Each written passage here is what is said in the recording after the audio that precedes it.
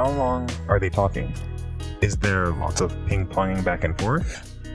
If you have a couple of characters and they're just ping-ponging information back and forth, you might be better off with a longer panel, either diagonally or vertically, and have that dialogue kind of going in and out of each other, kind of like how I'm demonstrating here. Building these notes is a little tricky, you know?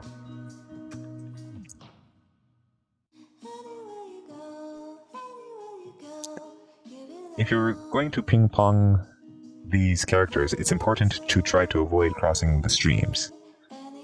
Crossing the streams, this is not a Ghostbusters reference. That's when you have one character talking on one side of the page of their word balloon, and another character is doing the same thing, and their word balloon kind of crosses. It does something like this. Try not to do this. This is a big no-no. Don't do this. Dialogue. I probably should have mentioned this before, but when you're doing these panels, you gotta leave space for the text, for the dialogue. That's very important. I mean, what's a comic without dialogue, without text, without dialogue for your text? It's not going to be much of a comic.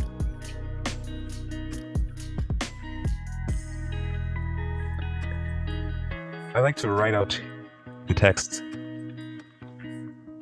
in the gestural state to help me figure out if I have enough space for the text I want to stick in there. The gestural stage is just figuring things out.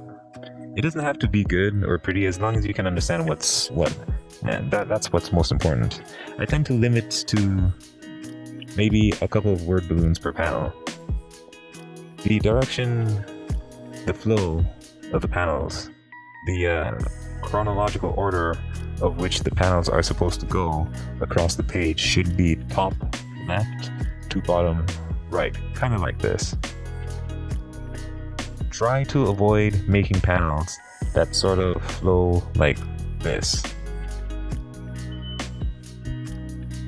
This can be confusing because the viewer may not know which panel they're supposed to be looking at. You can do this, but you can't do that. It's kind of weird.